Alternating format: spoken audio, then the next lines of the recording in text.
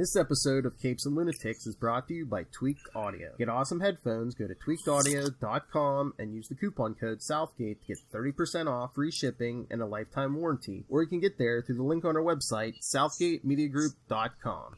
This is Luca Perich, and you're listening to the Capes and Lunatics podcast. Recording has started. Hello and welcome once again, dear friends, to Superconnectivity. I'm your host, Charlie the Professor Esser. With me, as always, is the blue-eyed bomber from the Berg of Bits. Philmy, and Perich. Welcome back, Philip. Always glad to have you. So, not a lot of news to talk about this week. One thing I do want to talk about is that Star Trek Discovery, where, you know, watch where you put your car. Oh. Because they're going to put it somewhere. Is coming to CBS broadcast. Season 1, yes. Season 1. Well, you know, I think once they started on Season 1, I think they're going to follow, and then maybe the idea is that when they do Season 3, it's going to be on demand first. Well, yeah, like, yeah. well, yeah, because Season 3's coming, so I wonder if they're just going to, like, you know, hit broadcast just every season will be 2 years behind CBS All Access, maybe. Yeah, or something like that, or it's going to be a situation where it's like, you know, we've gotten you, because probably what they'll do is they'll do Season 1, Season 2, because the reason, like, and there's lots of reasons, but obviously because of COVID shutdown, they're, like, running out of content. They're burning through their content. Because most of the networks I see, like, the earliest shows that are coming back that I've seen are November. Exactly. So they're going to do that. And then, but it makes it a smart thing where you're going to hit your cliffhanger at the end of Season 2, and then it's like, oh, by the way, Season 3, it's going to be on streaming first. You want to sign up for that? Oh, yeah. You know, because it's right there if you want it. It's a cliffhanger. And look at all these other shows we have, like Picard. And it would not surprise me then if, you know, Picard doesn't find its way to broadcast, you know? Maybe. And, you know, that, and with that same kind of model, that idea of, oh, well, now that we've shown you the cliffhanger, would you like to see how that gets resolved? You know, as it stands, okay, Tristan's doing a little "I Heart You" dance to me. Well, that's what they did when Discovery first, you know, when Season 1 first came out, is they put the first episode on CBS, you know, on the network, and then, you know, it was like, oh, if you want to see the rest of the season, you know, you got to get CBS All Access. Yeah. Yeah, which, you know, didn't get me into it. Yeah, the first episode really didn't impress me. Well, after I watched a few, that's when I got into it. But yeah, and that's the thing. I think that's always the thing with that. It's, you know, sometimes, you know, you're trying too hard. I don't know. Maybe. Well, it's like maybe it's an argument. Well, it's like they did the first episode, then started in episode 2. They did like a time jump, so it's like, really, I mean, the first episode really wasn't the tone of the rest of the series. Yeah, and that's, you know, that is something that happens with this. Time jumps are always weird, but, you know, I think a lot of times they do that, especially between first episode and second episode, if they shoot the pilot without necessarily as sort of a proof of concept. Yeah. And I think you see this with Agent Carter, where you look at the short, and then you look at the series, and there's a real disconnect between the short and the series, and where it all falls in the timeline. I actually think there isn't overlap. I'd have to go back and double check the first episode of the first season, and you know, sort of like how really Agents of S.H.I.E.L.D. doesn't really overlap with Avengers. That actually everything in Agents of S.H.I.E.L.D. takes place post snap. Yes, and so but also before Scott Lang returns. So they're actually in that half-depleted world. And, of course, it's not a big, overwhelming thing because there's still 4 billion people on the planet. So, you know, over the last 5 years, you know, humanity's been surviving. Because what else are we going to do? No. You know, not everyone has the luxury to just go and sit in a support group, you know. Most people are just like, oh, hey, glad that person's out of my life. But anyway, so, yeah, I think it's interesting that it is coming, and that is actually what I may have as my new live tweet. When that comes in, it'll come in, it'll be at a regular time, it's broadcast. CBS, yeah. And, I'm sure it's going to have some followers. It'll be introducing people to things, and I haven't seen all of them. So, Oh, yeah, I'm sure more people give it more people give it a try since it's free. And again, a lot of new shows. Exactly. There's not going to be any other new shows out. Yeah. So I think that there's a real interest. I think it's a real interesting choice. Obviously they need content. They need stuff to put in, and this is a good source of content, Wouldn't surprise me if ABC starts airing the Netflix Defenders. We need something, man. What do we got? What do we got that we can put on ABC right now? Hey, man, Daredevil season 1. Come on. Yeah, well, exactly. And hey, everyone loved Daredevil. That is like the biggest thing. But then again, it's one of these things that, like the Agents of S.H.I.E.L.D., when you say, oh, why weren't they there? It's like, well, the agents weren't there either, There's all sorts of things going on in this universe that are beyond just what the Avengers are really dealing with, Mm-hmm. There's a whole, there's a whole Hydra, there's a whole S.H.I.E.L.D., there's a whole thing out there that goes beyond just what every character deals with. And that's always one of those things. Everyone says, well, why don't they call this person? It's like, because that person has their own problems, But anyway, what are you going to do? And again, on all these shows, it's all, I always say stuff like that too, but it's like, if you call someone in every episode, it's like, you want the main, whoever's name is on the show, you want them to be the hero of the story. Well, exactly. I don't think, but my point is, I don't think you always have to have that moment where someone says, oh, Thor's off world and the Fantastic Four aren't available and Tony Stark's drunk again, And and it's like, are you really going to call in like Thor or somebody for like the Kingpin? It's like, come on. Yeah, well, exactly. And, and to be fair, I do find that they do that, they do that every so often in the comics, mm-hmm. where they will say, of course, the reason we can't call in the Avengers is because they're doing their own thing. And then, of course, that was always a smart move for the comic books, because then they say, no one's at Avengers Mansion. Do you find out where they are? Pick up Avengers 14. Yep. And find out that they were all on David Letterman.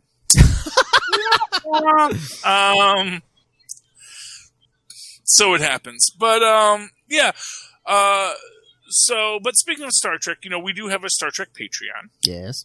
And if you scroll down or scroll up or scroll left or scroll right, if you scroll somewhere, you're going to see The First Taste is Free, a wonderful episode with myself, Matt Kona, and the great Lilith Hellfire, and of course, our captain, Philip Tiberius Perich. And if you're listening to this on the podcast, the Patreon episode should go up tomorrow. So, yeah, and that is a we basically did this new show called Lower Decks. I keep on wanting to call it Below Decks, but that's actually an Annie sex on a boat show. Whoa. Yeah, I know, but my wife watches a lot of Annie. And so, or Bravo. I think it's on Bravo. It's a Bravo boat show where they, in which beautiful people have sex. As that's the theme, but this time they're on a boat. That's called TV, Charlie Esser. Yes, but on a boat, that's the hook. That's the hook. It's like the Kardashians. But on water. On water. But speaking of Kardashians on water. But no, so we watched the Lower Decks episodes. And so here's the thing. Phil is not a fan. It hasn't. I don't. It's not. I don't like it. It really hasn't hooked me yet. And again, I haven't watched the latest episode yet. I watched the first 3. Yeah, here's the thing. I guess if you're a completist, I can see why you'd want to watch it, because it is part of this universe. It is part of, even if not the canon, because it's, it can't necessarily be canon. But, if the Abrams verse is canon, we can say this is canon. Yeah, but that's an alternate timeline in the canon, isn't it? Well, yeah, and this is, Well, I mean, if you want to say this is another dimension or alternate timeline, I'll buy it, yeah. Like I said, if anyone can walk between these, put Q in there, Well, what I would argue is that this is maybe in the animated series universe. Okay. Because how much the animated series universe is canonical is debatable. I'll buy of course, that. how much the original series is canonical is always debatable. Because, they got Roman planets and Nazi planets. And they didn't know this thing was going to last past those first couple of years. Exactly. It's like, it was meant to be an allegory, but oh no, people want to take our gangster planet seriously. Like, literally so seriously that Marvel did an entire Skrull gangster planet. Hey, what if we did one that was basically that Star Trek episode that was on last night? Great idea, Jack. And that's how we got that whole thing. Speaking of, was it today? I think I know it was this week. It might have been today. It was Jack Kirby's 103rd birthday. Well, Mazel Tov.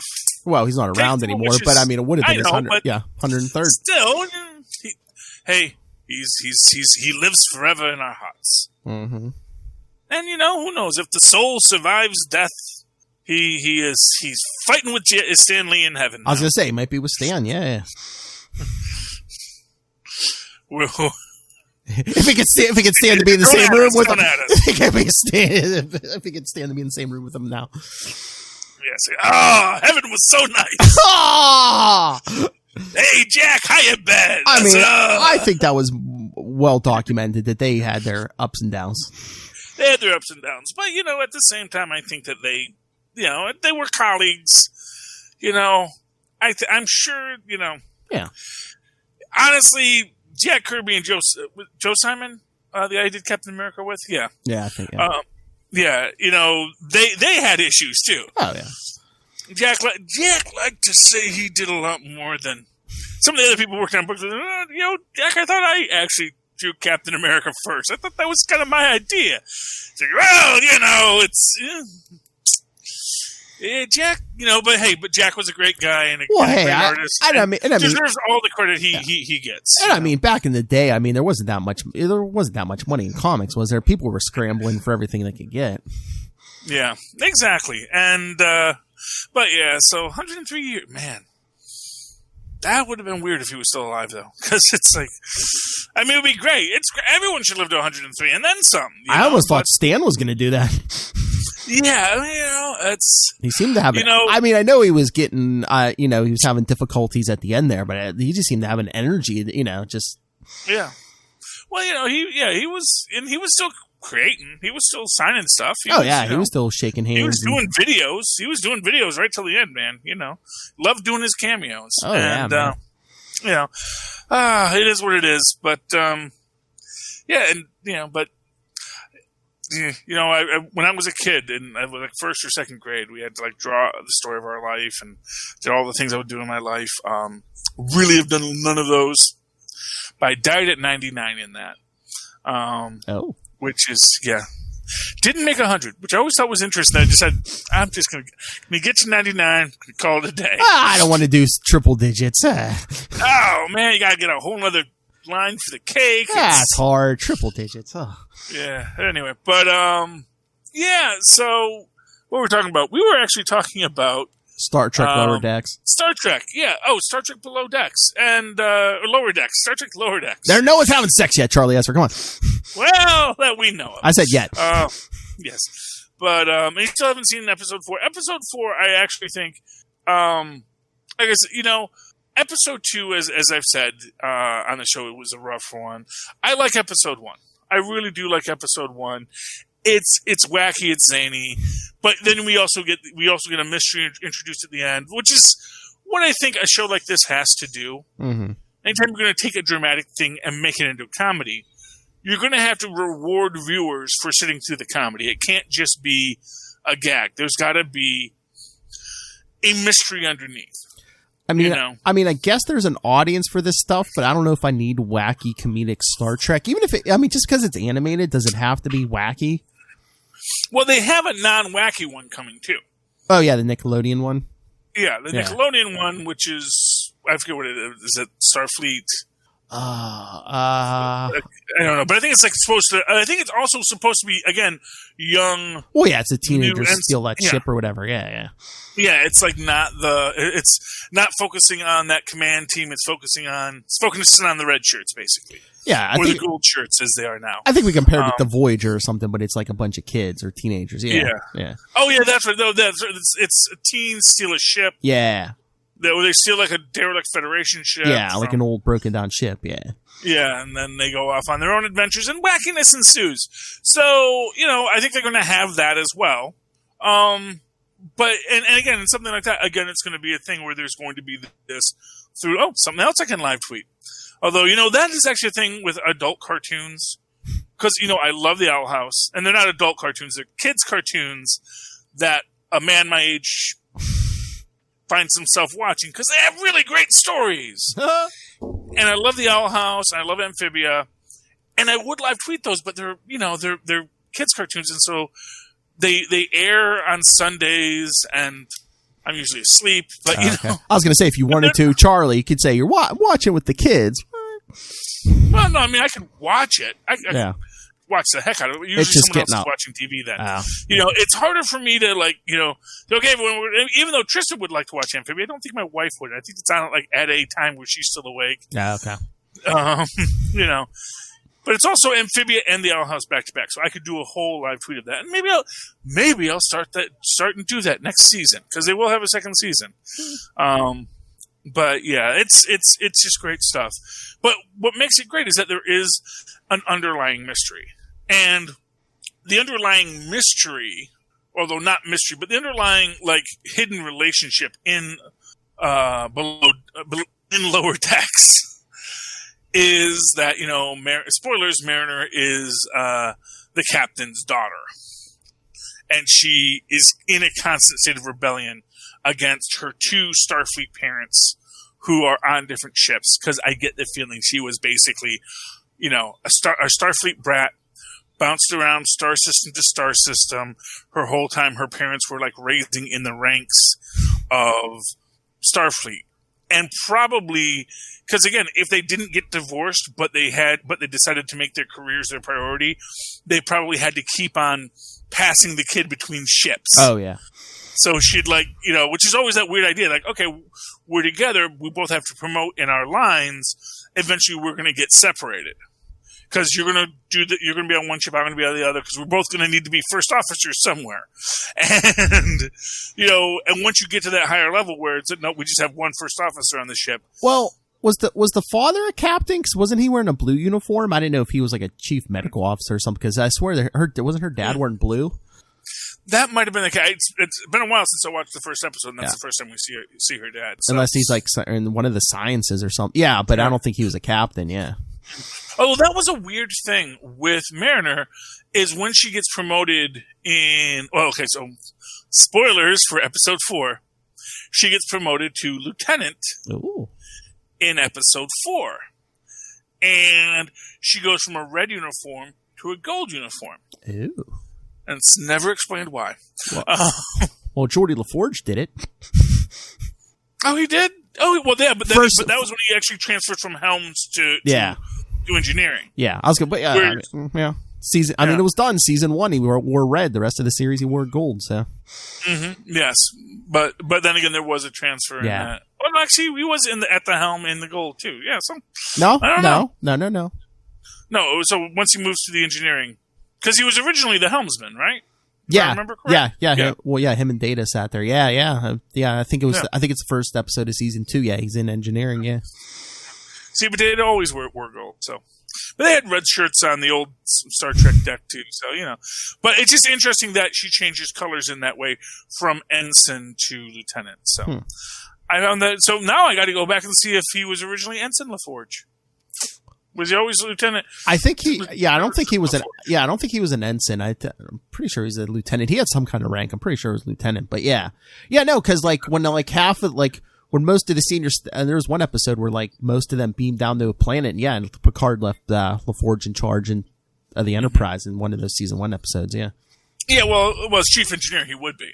Well, I don't think he was chief engineer yet, but he was just like a lieutenant or something. Yeah. Oh, okay. So it's like when they left Sulu in charge. Mm-hmm. Did they ever leave Sulu in charge? I don't know if they ever left Sulu in charge. I don't know. I don't know. Well, it was either, first it went to Spock, and Spock wasn't it. Scotty was the third. Wasn't Scotty third in command? Yeah.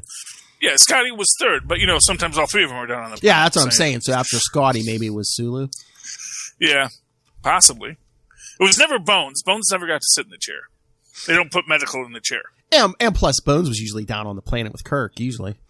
Yeah, you do want to take the one doctor your ship has with you. You want to take your best doctor with you. Yeah. Honestly, we don't know if there was another doctor. Nurse Chapel was a nurse. There was no emergency medical. In fact, it seems like most starships only have the one doctors. Yeah, I don't know. I mean, like on Next Generation, we only saw Dr. Crusher, but I know she mentioned at least one or two other doctors from time to time. Yeah, okay. But I don't think we ever really saw that. I don't ever remember meeting any other doctors. But in Below Decks, they have a really cool one because they have a Catian who, I love her. She reminds me of Paula Poundstone. I don't know why, except that Paula Poundstone has a lot of cats. And she has that same frustrated sound of like, ugh, I hate dealing with you people. And I love the cat doctor. She's just great. And she needs more of her in this. And of course, Devani, the Orion ensign, eager to please. I'm not going to say it's a stereotype. No. Not going to say there's being a stereotype there, but yeah, it's a good show. And it does fit into this idea of taking something that was a drama and moving it into that comedic field, which we're also getting with a new X-Files series. Yes, I just saw that today.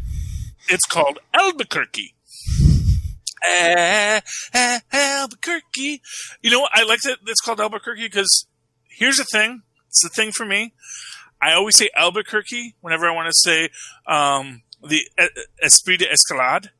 Esprit d'Escalade is this French phrase that means when you think of something you should have said after you should have said it. And I always say Albuquerque because I always think of Bugs Bunny. He should have made that right turn at Albuquerque. Albuquerque, yeah. Oh, Albuquerque. Oh, if they're going to be in Albuquerque, they need to do an MCU flashback episode. Mulder, or is it going to be Mulder and Scully? They need to investigate. No, it's okay. But see, this is the thing. It's again going to be similar to Lower Decks in the sense that this is the other people who do the X-Files. These are the people who basically do the stuff that, isn't high profile enough or interesting enough for Mulder and Scully. So they actually probably wind up finding although, for what it's worth, they actually wanted to find out why so many people in a town were born with tails. So, it's like, it's like, how deep does this barrel go that you got to scrape it? But, they're going to be like hunting down Bigfoot and he's going to be like, hi, I'm Dave, or something. I'm Daryl. Yeah, exactly. Daryl. What do you mean Bigfoot? That's mean. Daryl Sasquatchki. But it comes into this idea that you want to tell a comedic take on a drama, and the way you do it, and this is something I always remember from my comedy training at Second City, is the two things that are funny is the mundane made extraordinary, or the extraordinary made mundane, and the mundane made extraordinary. So you do something where you have this extraordinary idea, whether it is hunting aliens or hunting or exploring new worlds, which is a little overlap there. Ooh, they should do a crossover. And then you make it ordinary, where it becomes, well, what's the day to day? What are the people that, who are literally just, in the office 9 to 5 working on the thing. And this is something that, Terry Pratchett was great for. Where, these very lofty ideas get put into like little bureaucratic things. And of course, actually, Douglas Adams is the best for that.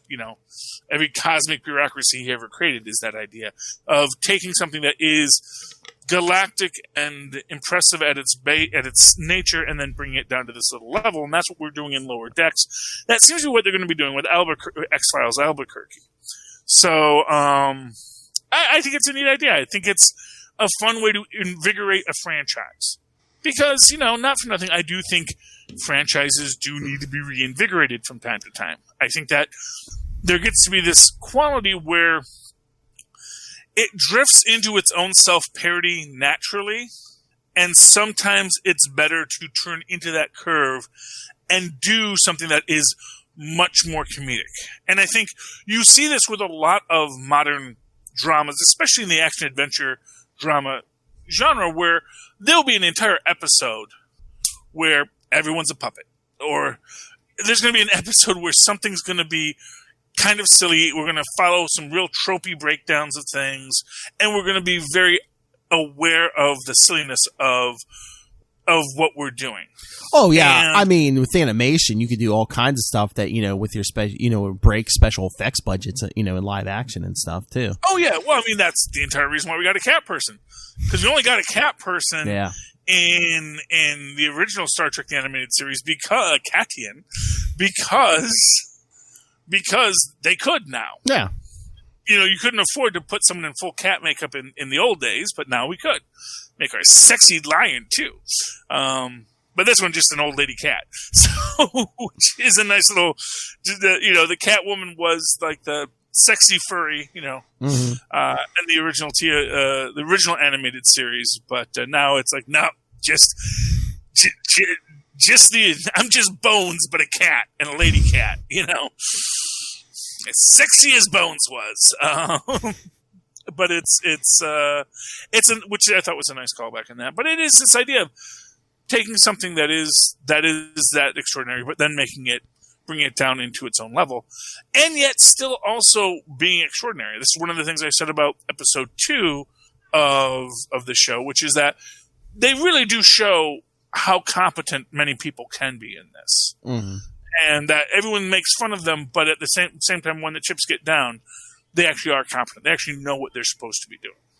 And you even get that a little bit in episode 4, where you realize, oh, Mariner isn't the slacker screw-off that she presents herself to be.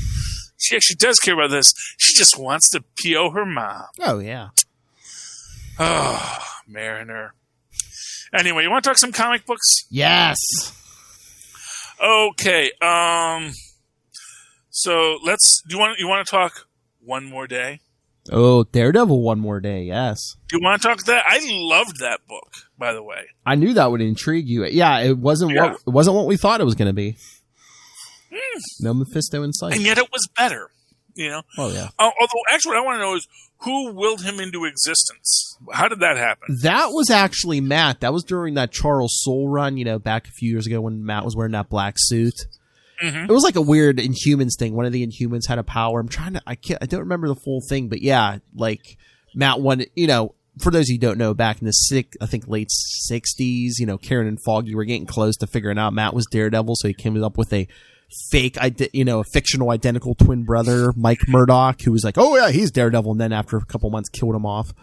But yeah, it was something weird with one of the Inhumans had this weird power, like he basically took some of Matt's memories and created like a full-bodied, I guess, brother, Mike Murdoch, who basically, he was, Matt always played him as like the shady brother. So of course, eventually he gets into hooks up with criminals and then disappears in that run. So. And we have one of my favorite villains in this, which is the Hood. Yes. Which is, I love the fact that he is, and I love, my favorite line is the Hood. It's just, this universe. Which is just there's just things like this laying around everywhere, man. So it's like, you use it once to power his crew, but there's always a price. Was it a Norn Stone? Yeah. Yeah, one of the Norn Stones, which is like, I remember, hey, man, got that from Frosty. Oh, maybe, yeah. Yeah, man. Or at least, or maybe there was one that wasn't inside Frosty. It's like, which, I love when Loki makes Frosty. He says, oh, come on. He says, you're using the Norn Stones? Oh, come on. These are like the 5th lowest level magical rock in this universe. Oh. But the idea of it, this is something that the Hood keeps locked in his vault.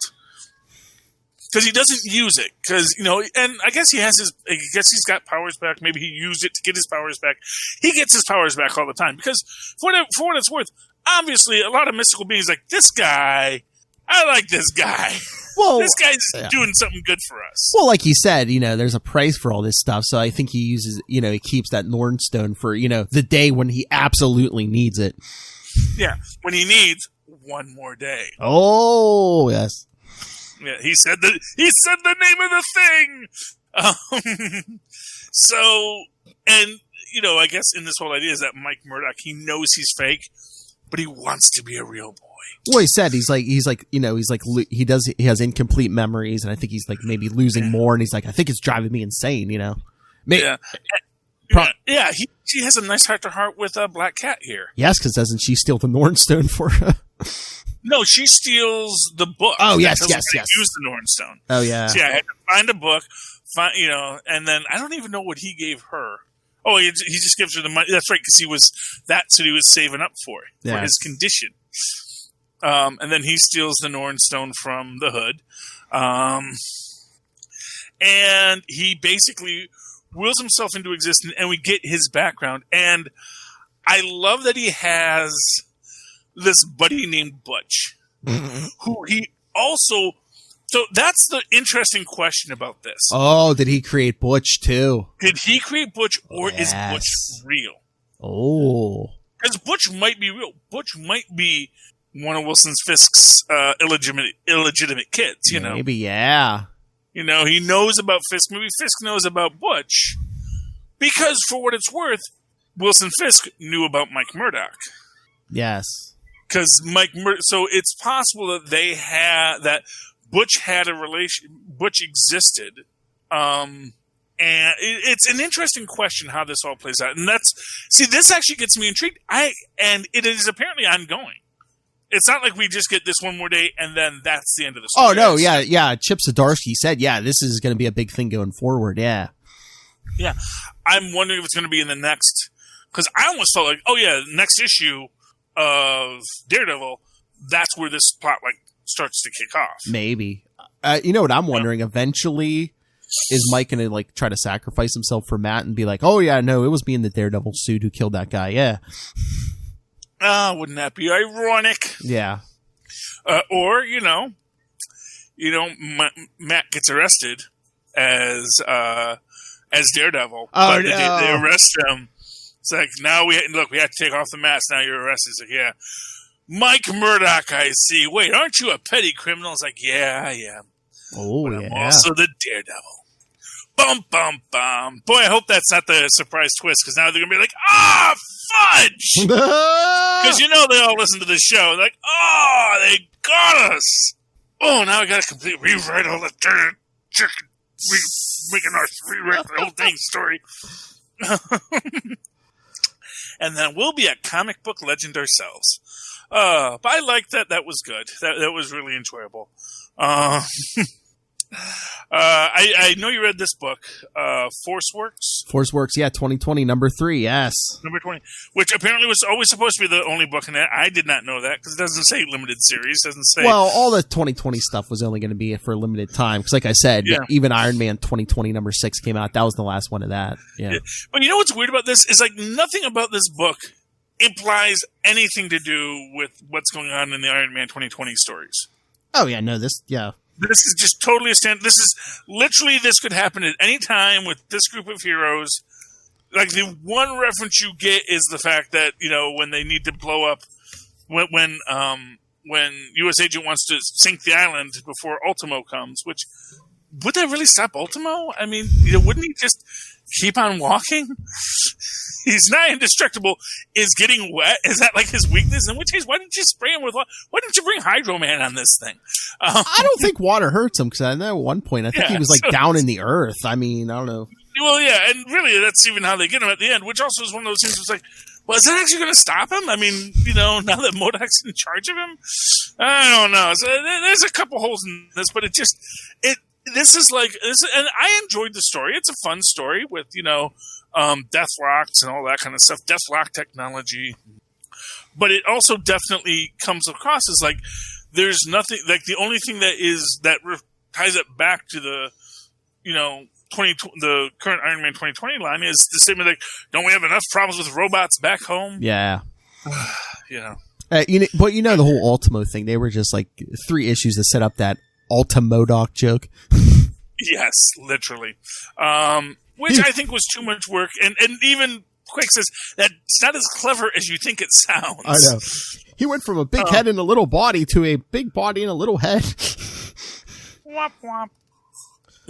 But I do like what they did with U.S. Agent at the end. Oh, yeah.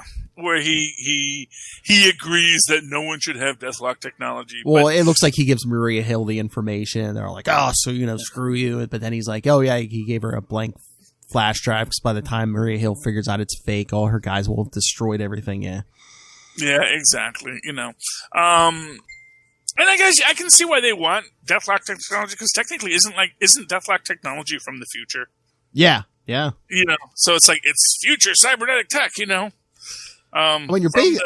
basically making like cyborg zombies, so it's like you're basically building an unkillable army too. Yeah. Yeah. I wonder if it always seemed to me with it that it really like any dead person you can slap the stuff on and it brings them back to life, Like if it's a fresh enough corpse, you just stick it on them and they... Yeah, I think they always went for, people with skills, so they'd be like a highly skilled zombie, yeah. Oh, yeah. Well, you want only the best when it comes to zombies. Although I'm a little upset they didn't reference, when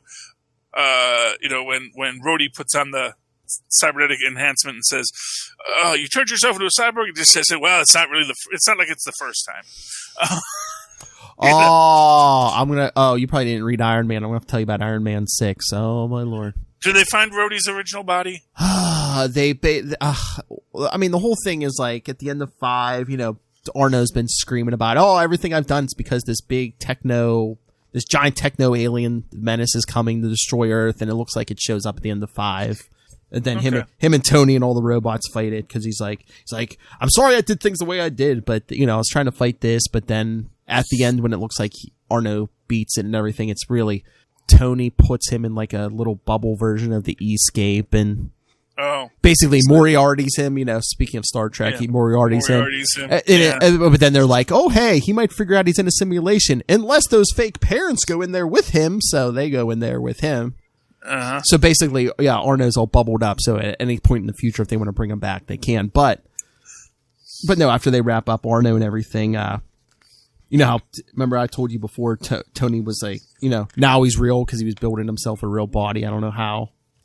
Well, basically, they got DNA from Rhodey's family, so now, I guess, I don't know if it's the original body, but Rhodey's like in it as close to his original body as he's going to get. No, I mean like when he was a cyborg. Oh. And then he grew him a new body. Like this was like the third new body they gave. This is now the third new body they've given him. I don't know. So, I mean, they didn't go into detail, but I don't know if it's like a new body or if it's just like, oh yeah, we fixed your original body, or they were just like, because they made it seem like, oh yeah, you're back to normal, back to Well, so wait, who's back to normal? Tony and Rhodey. Tony and Rhodey. But no, Rhodey was even like, he was having issues about, what the War Machine armor and stuff. Like he was having like PTSD or something. They're like, oh yeah, that was just problems with that fake body Stark used to bring you back. No, you're good now. But like I said, that's a clone body he had. I know. Because he was the cyborg Rhodey for a while there. It's so weird because I don't know. I guess Slott was playing it like, that at the end of Bendis's run when they brought Tony and Rhodey back, that I don't know if they were clone bodies, but they weren't like 100% real. I don't know. What is wrong? It's 1946. Just go to Zola, say, Zola, here's $1 million. Well, how do you do this whole cloning thing? And again, in a few weeks, there's a new Iron Man #1 coming out with a new team. So I think they were just setting everything back to status quo. Yeah, except he's still adopted. Yeah, they haven't fixed that yet. Yeah. Oh well, what are you gonna do? So yeah, they kind of fixed everything without explaining how. Yeah, except like I said, it's kind of like they broke it just to fix it. you know. I mean, and it stands. It wasn't a good way to break it. That's the thing. It's in what? It's like every so often someone says, "Oh, do clones have souls?" It's like, obviously, clones have souls. Humans have souls. You're a clone body. Obviously, you have a soul. You know. It's like it's just ridiculous. Sometimes the lack of concern I'll say they have for these kinds of things. But speaking of clones, so I got 2 clone books here. Okay. Empyre X-Men and Hellions. Oh. Pick one, Phil. Give me Hellions. Hellions. So I think I might have missed Hellions too because there was a gap here. But we're opening up with Why basically. Is that 3? This is 3, yeah. Okay. And although I'm not sure of that too because I thought I picked up Hellions too. But anyway, but apparently because I remember Goblin Queen was introduced in issue 1, so yeah. I'm a little confused by it, but anyway, so here she is, and she's got like mind control powers, and she's manipulating Alex Summers here. And did Alex Summers have a crush on Madeline Pryor at some point? They were in the 80s, like when Chris Claremont was writing a book, like once Jean Grey got resurrected and Scott immediately left Madeline for Jean Grey. Havoc kind of slid. Havoc kind of, I know, and then Havoc kind of slid in there, slid into her DMs, and hey, he's like, hey, he argued that she was programmed to seek out Summers' DNA. Oh, that's right. But it's weird. But basically, the entire planet. So she's controlling everyone's mind, and here we got Wild Child. Who I really love Wild Child, although they're making him a little too saber-toothy. I liked when he had the braids. Although actually, if I recall, I think in the original Marvel Universe thing that said that Wild Child's gender wasn't known because he had the long hair. Oh. And, I thought they were playing him as a male, like, especially when he was like in Alpha Flight and stuff, but. No, I don't know.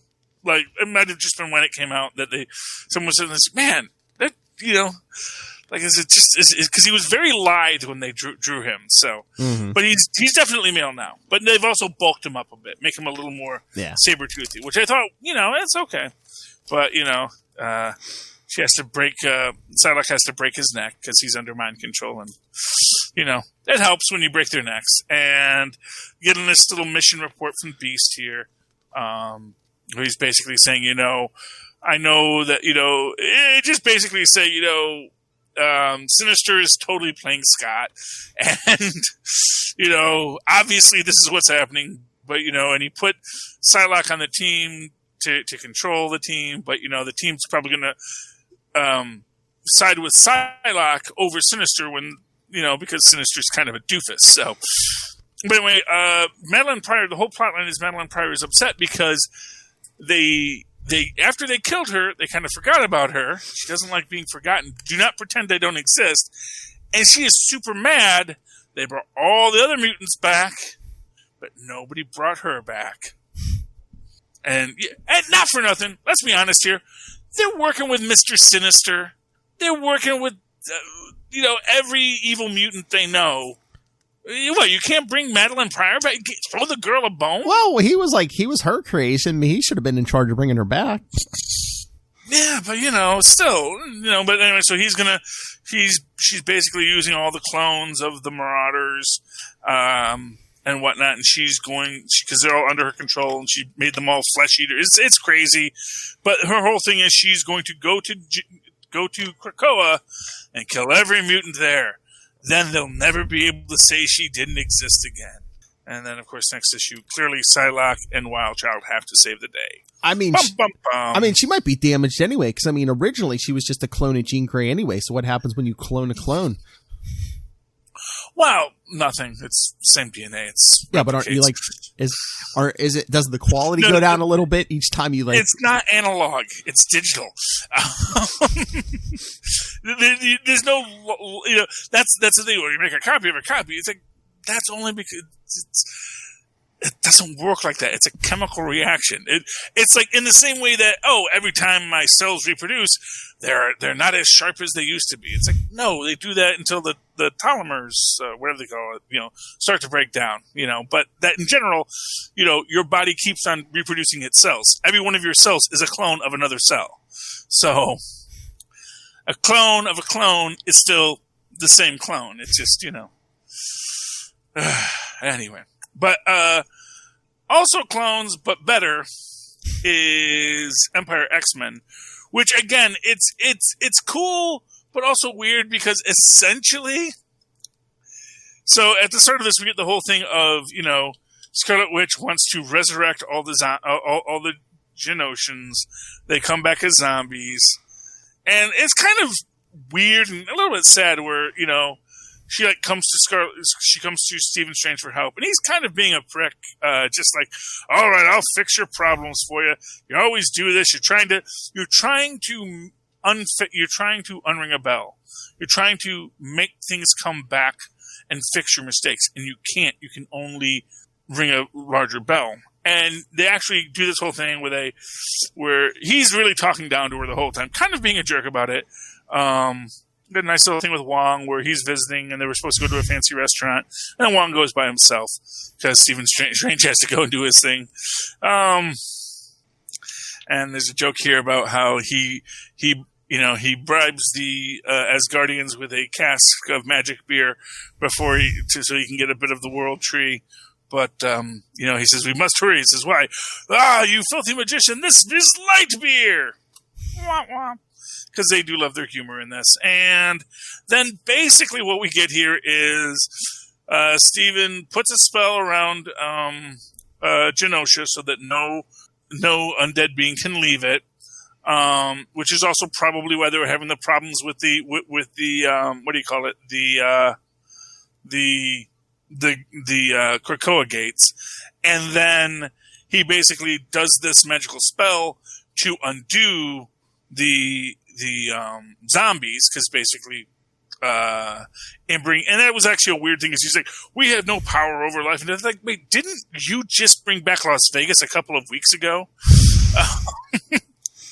And look how well that day went. Yeah, well, I mean, true, and if nothing else, that's the same. But it's also sort of like, again, he's a real prick about it. But the whole thing is, he says, "Oh yeah," so well, why are the zombies still here? It's like, I told you, you can't make something not happen. All you can do is make another thing happen. It says, so I made it so that the zombies will fade away as this, stick fades away. And it says, and that'll be about 30 days. And then we find out that, 29 days later, it's basically, so essentially it's set up in this, that the entire zombie situation is going to resolve itself by the end of this day. And arguably the zombie plants one too. So there's a whole thing. And for what it's worth, there's a lot of stuff here. We get this interesting bit with Beast here where he's talking to himself. And one of himself, he calls himself Dr. McCoy. The other one calls himself Henry. So, interesting thing, a little split personality storyline there. They bring in this kid who is apparently the kid who can blow himself up from the previous episodes, who was a mutant. Because when they brought back all of the mutants, I guess they brought back everyone who died in Genosha, or just maybe all their friends. I don't know. I don't even know who this I'm a blow up myself kid is. Maybe he was from some X-book, probably when they went to Genosha and he got blowed up. But he meets his zombie self and they have a nice heart-to-heart and all this kind of stuff. So that's kind of cute. They kiss the girl that can make herself smell like spiders because that's her mutant power. Although I guess the argument is that if you could make yourself smell like a spider, maybe you can control spiders through pheromones. Anyway, they blow up the big, but this is actually what the whole book is for. This whole scene is the zombie and the clone talking about how they've both been brought back from the dead. And it's like, but what am I? And what are you? Da, da, da. But they don't get bogged down into which one of us is the real me. It's just sort of like, oh, okay. They sort of joke with each other and have fun.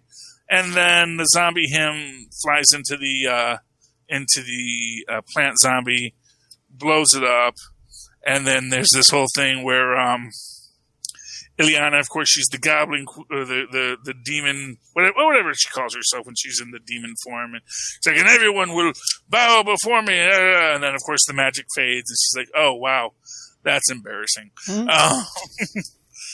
And, they get the wrap up.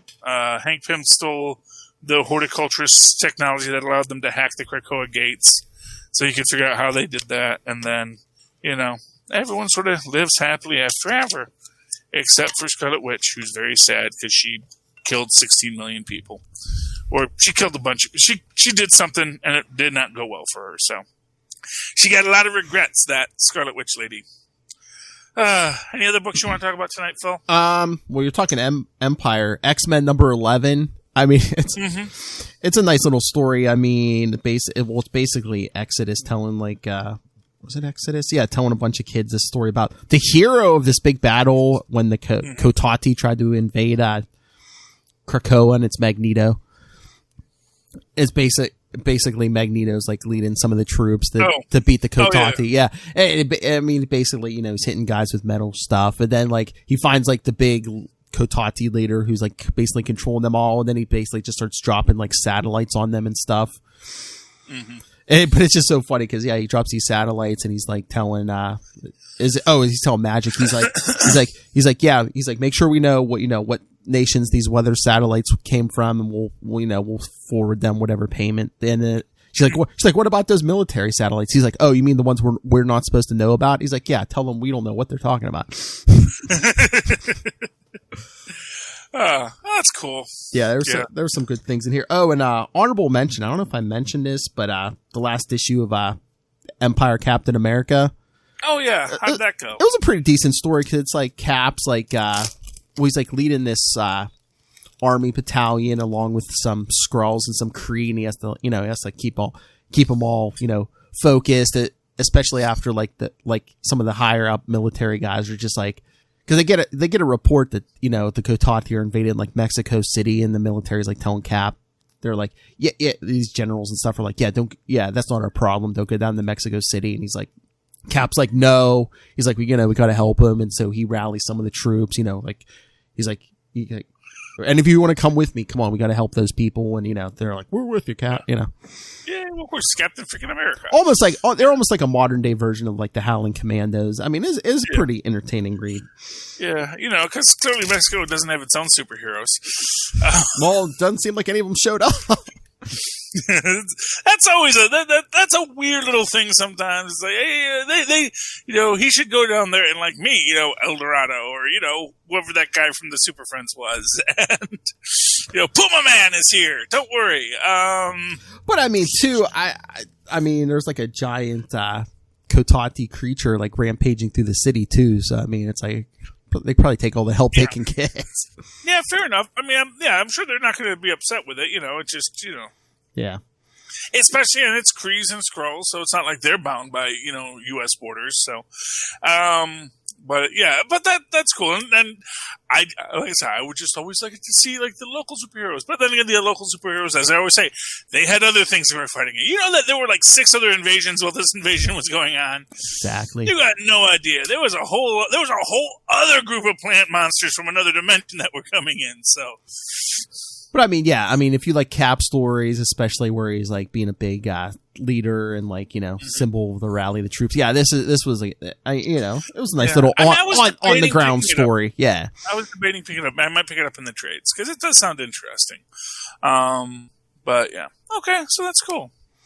All right, Philip. So I think that's another episode. I think we got to a lot. We got through it nicely, under an hour. And let me just take a few moments here. Now, you've all been listening to this. Hopefully, you've been listening to this on Tweaked Audio headsets. And if not, why not? High-quality headsets, inexpensive for you. I don't know how much they cost, but probably a lot cheaper when you use the Southgate code, which is Southgate, as a coupon code when you at checkout over at tweakedaudio.com. And also we can use that code is at huntenkiller.com, where Michelle Gray needs your help to sort of figure out this cold case she's working on. So go to huntenkiller.com, go to Tweaked Audio, use that coupon code Southgate, at checkout. You'll get a little discount to what you're doing. And if none of that interests you, just go down to our notes, click on the Amazon link. There's something to interest you there. It's going to cost you nothing if you go through our link, but it's going to help us out a lot. So try that, and while you're there, check out Pod Life the Book, which is a delightful book written by the Southgate Media Group gang of people about why they podcast and what it means to them. So that sounds fun, if you ask me. So read the book. Alrighty, Phil. If anyone does that and they'd like to talk to you about that or something else, how can they find you? The easiest way is to always contact me. Email me or us, capesandlunatics@gmail.com. Call the voicemail 614-382-2737. That's 614-38-CAPES. And links to everything we do is at social media. Everything is Linktree, linktr.ee/capesandlunatics. Very good. And if you'd like to write to me in that old-fashioned email way that our Maz and Paz once did, do so at superconnectivityblog@gmail.com. That's superconnectivityblog, all one word, @gmail.com. Follow me on the live tweet. Follow me on Twitter as I live tweet things. Coming soon! At Charlie Esser. That's CHARLIESSER. Look for the 2 E's in the middle. For quality. Bing! Thank you, Maz. All right, ladies and gentlemen, thank you once again for joining us here on Superconnectivity. Why don't you come on back next week and super connect with us again. Good night. Good night. What a showman. Gotta do the funky chicken, man. It's a song and dance, man. I dance like Rerun. Not Rerun Van Pelt, but Rerun from What's Happening. That's what I thought you meant. Yeah. No, but there is a cartoon character named Rerun Van Pelt. That's Linus's little brother. Oh, yeah. Yes. But I like Rerun from What's Happening. Because he was another ample American, and like myself, a fantastic dancer.